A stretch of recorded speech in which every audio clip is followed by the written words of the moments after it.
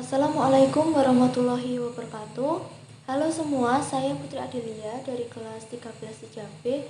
Di sini saya akan mempresentasikan mengenai kegiatan PKL saya di Dinas Pendidikan Kabupaten Klaten dan CV Grafikus Studio.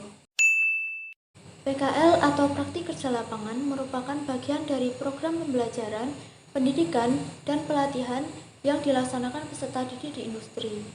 Program PKL ini disusun bersama antara sekolah dan industri dalam rangka untuk memenuhi kebutuhan peserta didik dalam mempersiapkan diri untuk terjun ke industri dan dunia kerja ke depannya. Selain itu, PKL juga menjadi salah satu syarat kelulusan pendidikan di SMK. Dasar hukum PKL terdapat pada Undang-Undang Nomor 20 Tahun 2003 tentang Sistem Pendidikan Nasional. Yang kedua, Peraturan Pemerintah Republik Indonesia Nomor 41 Tahun 2015 tentang Pembangunan Sumber Daya Industri. Yang ketiga, Peraturan Menteri Tenaga Kerja Nomor 36 Tahun 2016 tentang penyelenggaraan pemagangan di dalam negeri. Yang keempat, Peraturan Menteri Pendidikan dan Kebudayaan Nomor 20 Tahun 2016 tentang standar kompetensi lulusan pendidikan menengah kejuruan. Kemudian yang kelima, Peraturan Menteri Perindustrian Nomor 3 Tahun 2017 tentang pedoman pembinaan dan pengembangan sekolah menengah kejuruan berbasis kompetensi yang link and match dengan industri. Apa saja tujuan PKL itu? Yang pertama, melatih untuk bertanggung jawab atas dirinya sendiri di dunia kerja. 2. Membentuk pola pikir konstruktif. 3. Melatih komunikasi dan mengkondisikan diri di dunia kerja. 4. Menambah wawasan. Kemudian yang kelima, menjadi syarat kelulusan. Manfaat PKL bagi peserta didik: yang pertama, meningkatkan ilmu yang telah diperoleh di sekolah. 2. Menambah wawasan di dunia kerja. 3. Memiliki kemampuan produktif sesuai dengan kompetensi keahlian yang dipelajari di tempat PKL. 4. Membentuk pola pikir peserta didik agar terkonstruktif dengan baik. Bagi sekolah: yang pertama, meningkatkan citra sekolah. 2. Terjalinnya hubungan kerjasama yang saling menguntungkan antara sekolah dengan industri. 3. Meningkatkan kualitas lulusannya melalui pengalaman kerja selama PKL. Kemudian yang keempat, mengembangkan program sekolah dan sarana prasarana praktik berdasarkan hasil pengamatan di tempat PKL. Bagi Iduka: yang pertama, meningkatkan citra Iduka. 2. Adanya masukan positif dari SMK untuk pengembangan Iduka. 3. Mendapatkan calon tenaga kerja yang berkualitas sesuai dengan kebutuhan. Kemudian yang keempat, Iduka dapat mengembangkan proses dan atau produk melalui optimasi peserta PKL. Profil Dinas Pendidikan Kabupaten Klaten. Dinas Pendidikan Kabupaten Klaten beralamatkan di Jalan Pemuda, Gedung Pemda 2, nomor 294, Dusun 1, Tegalioso, Klaten Selatan, Klaten, Jawa Tengah. Sejarah singkatnya, Dinas Pendidikan Kabupaten Klaten berdiri pada tahun 1976 dan dikepalai oleh seorang kepala dinas. Beliau adalah Bapak Dr. Andes Subadri. Beroperasional melayani dari jenjang TK hingga SMA atau SMK. Hingga per 1 Januari 2017, pelayanan Dinas Pendidikan Kabupaten Klaten beralih mulai dari jenjang PAUD hingga SMP saja. Visi misi Dinas Pendidikan Kabupaten Klaten. Visi: terwujudnya pendidikan di Kabupaten Klaten yang bermutu, kompetitif, berkarakter, dan berkeadilan. Misi: yang pertama, meningkatkan layanan pendidikan anak usia dini, non-formal, dan informal yang merata, berkualitas, dan terjamin. 2. Meningkatkan layanan pendidikan dasar yang berkualitas. 3. Meningkatkan layanan pendidikan menengah yang berkualitas dan terjangkau bagi seluruh masyarakat. 4. Meningkatkan kualitas pendidik dan tenaga kependidikan yang merata. 5. Mewujudkan layanan penyelenggaraan pendidikan yang akuntabel, berbudaya, dan berkarakter. Struktur organisasi Dinas Pendidikan Kabupaten Klaten. Yang pertama ada kepala dinas, kemudian ada sekretaris, di bawahnya lagi ada subbagian perencanaan dan keuangan, kemudian subbagian umum dan kepegawaian, kemudian subbagian penyelenggaraan tugas dan perbantuan, dan di bawahnya lagi ada beberapa bidang seperti bidang pembinaan PAUD dan PNF, kemudian bidang pembinaan SD, bidang pembinaan SMP, dan bidang pembinaan ketenagaan. Dalam pelaksanaan PKL di Dinas Pendidikan Kabupaten Klaten, saya berada di bidang sekretariat, subbagian umum, dan kepegawaian. Bidang sekretariat subbagian umum dan kepegawaian ini memiliki tugas untuk melakukan urusan surat menyurat, pengadaan kearsipan, maupun kehumasan yang berhubungan dengan pengelolaan administrasi umum dan kepegawaian. Dinas Pendidikan Kabupaten Klaten. Yang pertama, datang tepat waktu sesuai dengan jam kerja, yaitu setiap hari Senin sampai Kamis masuk jam 8, istirahat jam 12 sampai jam 1 siang, pulang jam 4 sore. Untuk hari Jumat, masuk jam 8, kemudian pulang jam 11 siang. Yang kedua, berpakaian rapi dan sopan sesuai dengan jadwal. Yang ketiga, selalu menjaga kebersihan dan kerapian kantor. Kegiatan PKL di Dinas Pendidikan Kabupaten Klaten. Yang pertama yaitu saya menginput data surat menyurat menggunakan Microsoft Excel. Data surat menyurat ini meliputi data legalisir, data surat keterangan, data surat keluar, dan data-data administrasi lainnya yang diperlukan di bidang sekretariat. Yang kedua, membuat daftar PNS dan THL menggunakan Microsoft Word. Daftar PNS dan THL ini biasanya digunakan sebelum hari pencairan gaji di Dinas Pendidikan. Yang ketiga, membuat lembar penerus atau disposisi surat menyurat. Lembar disposisi ini biasanya digunakan sebagai lembar administrasi sebelum surat masuk atau surat keluar dicek oleh sekretaris. Yang keempat, menginstal aplikasi Zoom Meeting. Kelima, mengganti cartridge printer. Profil CV Grafikus Studio. CV Grafikus Studio beralamatkan di Jalan Karanganom, Dusun 2, Pondok, Kecamatan Karanganom, Klaten, Jawa Tengah. Sejarah singkatnya, CV Grafikus Studio ini berdiri pada tahun 2015 oleh 6 orang yang dipimpin oleh Saudara Dimas Arianto, yang semulanya hanya sebagai penamaan brand untuk menggait proyek-proyek desain dan website secara freelance. Hingga pada tahun 2018, Grafiku mengukuhkan tim baru dan melebarkan layanan branding, website, dan digital marketing. Visi misi CV Grafikus Studio.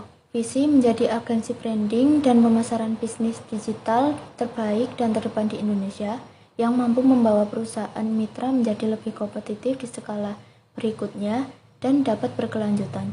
Misi, membantu UKM, perusahaan, dan brand untuk meningkatkan value bisnis dan memudahkan pemasaran digital melalui layanan-layanan yang kreatif, berstrategi, dan tepat guna untuk mengutamakan kepuasan klien.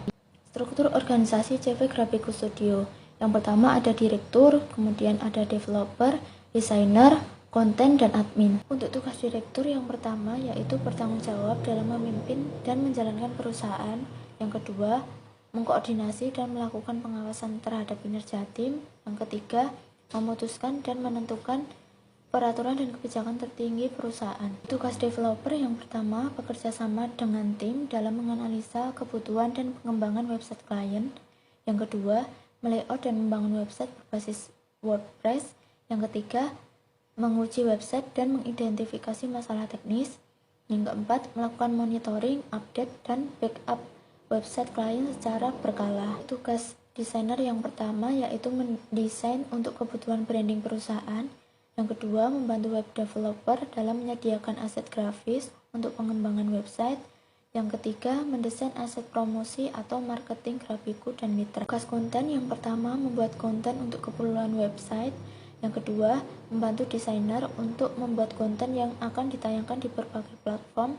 Yang ketiga, membuat penulisan untuk iklan atau promosi. Tugas admin yang pertama yaitu membantu mengelola administrasi. Yang kedua, membalas pesan customer melalui email, Facebook, Instagram, dan WhatsApp sesuai SOP. Yang ketiga, membantu melakukan riset dan pendataan kebutuhan tim.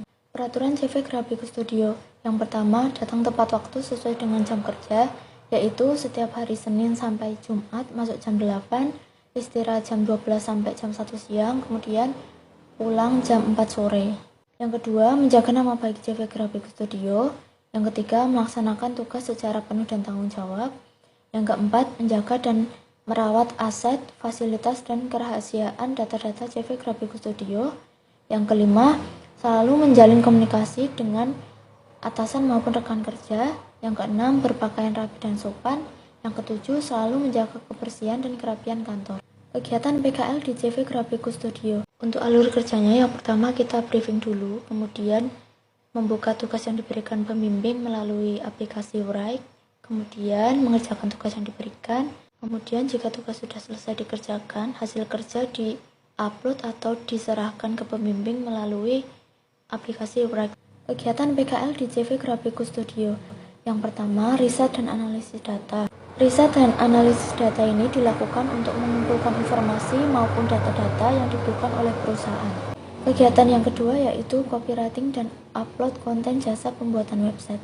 Copywriting ini adalah sebuah metode untuk membuat konten atau materi marketing yang diperlukan oleh perusahaan seperti konten jasa website berbagai kota. Kegiatan yang ketiga yaitu migrasi server. Migrasi server ini pada intinya yaitu memindahkan file-file website dari satu server hosting ke server hosting lainnya.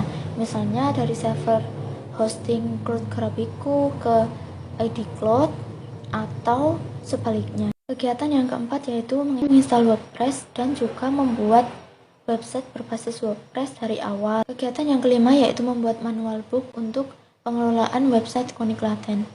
Manual book adalah buku panduan yang dibuat untuk menyampaikan informasi pengelolaan website kepada calon konsumen. Kegiatan yang keenam yaitu backup bulanan database.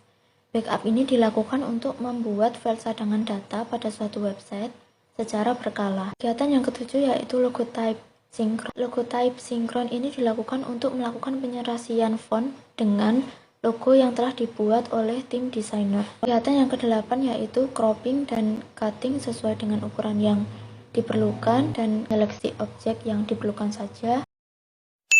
Pengalaman yang didapat selama pelaksanaan PKL. 1. Administrasi. 2. Pengelolaan data. 3. Perawatan peripheral komputer. 4. Riset dan analisis data. 5. Pembuatan website berbasis WordPress. 6. Manajemen website. 7. Migrasi server. 8. Backup database. 9. SEO. 10. Desain grafis. 11. Copywriting. Dan yang terakhir yaitu komunikasi. Kesesuaian kompetensi yang diajarkan sekolah dengan kegiatan di PKL. Yang pertama, simulasi digital. Yang kedua, komputer dan jaringan dasar. Yang ketiga, desain grafis. Yang keempat, SAS. Yang kelima, PAS. Kemudian yang terakhir yaitu produk kreatif dan kewirausahaan. Untuk presentasi kesesuaian kompetensi yang diajarkan sekolah dengan kegiatan di PKL di Dinas Pendidikan Kabupaten Klaten hanya 18%, kemudian di CV Graphicus Studio hanya 45%. Kesimpulan yang ketiga yaitu melalui kegiatan PKL ini diharapkan dapat membantu peserta didik untuk mempersiapkan diri menghadapi industri dan dunia kerja yang sesungguhnya. Yang keempat, dengan adanya PKL, peserta didik dapat belajar untuk hidup mandiri, disiplin, dan kerja keras, dan juga bertanggung jawab.